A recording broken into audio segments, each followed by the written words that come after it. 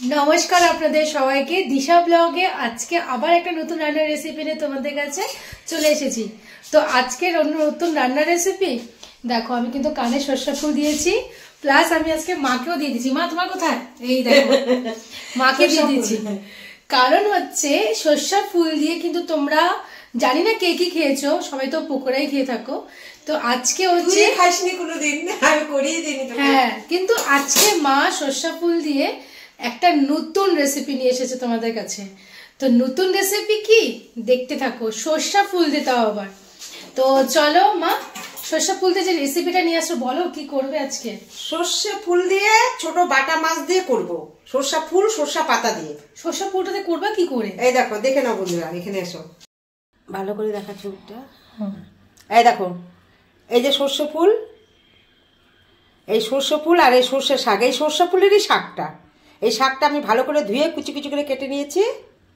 হ্যাঁ, আর পাশে এই যে আদা কাঁচা লঙ্কা আছে, আর এই মাছটা দিয়েই করব রেসিপিটা। এই যে এটা কি মাছ? ছোট তাজা বাটা মাছ, ও লোকাল বাটা মাছ এটা। হ্যাঁ, আমি যেভাবে করছি সেইভাবে দেখতে থাকো। এই রান্নাটা কিন্তু একদম আলাদা, আনকমন রান্না।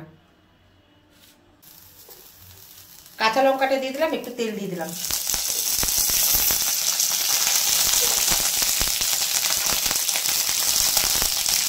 তাও দিয়ে দিলাম।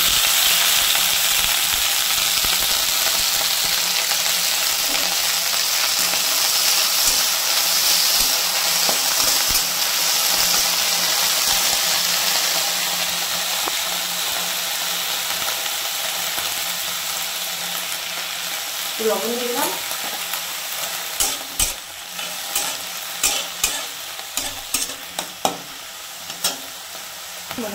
এখন ফুলটা দিয়ে দিব। এই দেখো,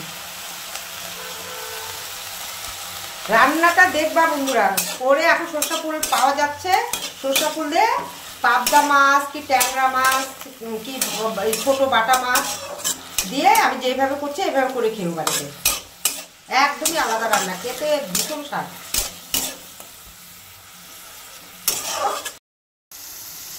বেশি ভাজিনি, হালকা করে ভেজে নিয়েছি, একটু হালকা ভাবে একটু ভাজা ভাজা করে নিয়েছি। এটা আমার আবার পরে মিক্সিতে পেস্ট করব।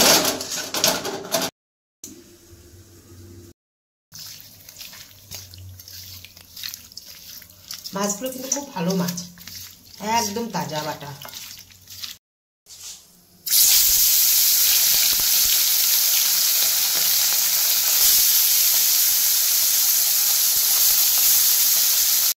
আমি মশলাটা আলাদা করে বানিয়ে নিচ্ছি, মশলাটা বানিয়ে নিচ্ছি।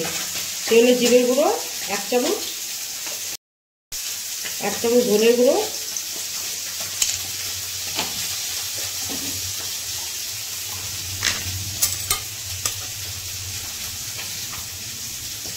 1 চামচ আদা বাটা,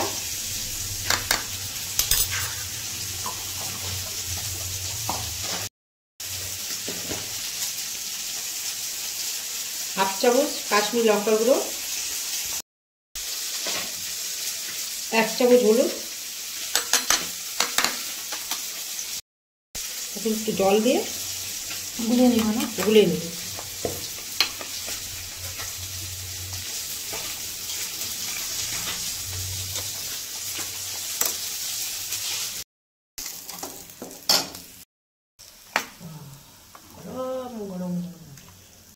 আচ্ছা, এখন কালো জিরে, কড়াইতে মাছ ভাজার তেলটা ছিল, ওর মধ্যেই আমি একটু কালো জিরে দিয়ে দিব।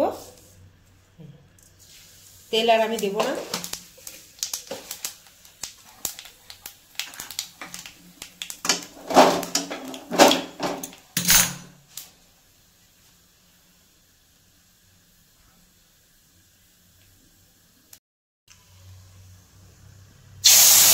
মশলাটাতে করে রেখেছিলাম, সে মশলাটা দিয়ে দিলাম।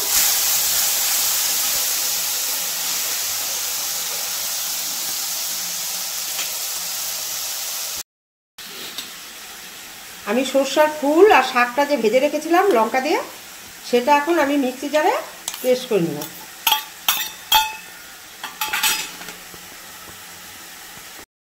দেখো, মশলাটা আমার পেস্ট করা হয়ে গেছে।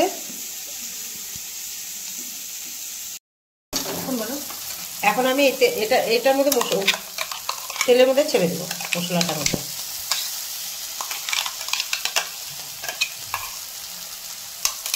বন্ধুরা একদম আনকমন রান্না।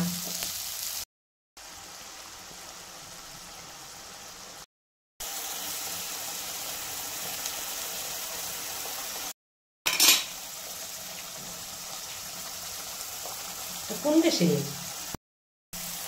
দেখছো নাটক।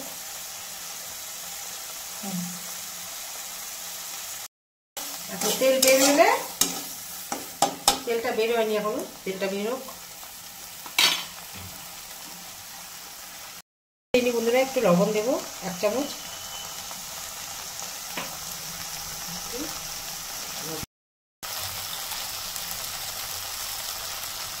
অল্প একটু মিষ্টি দেবো, চিনি।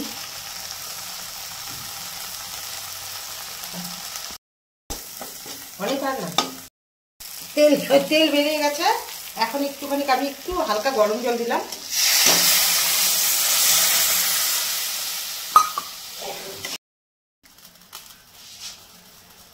এখন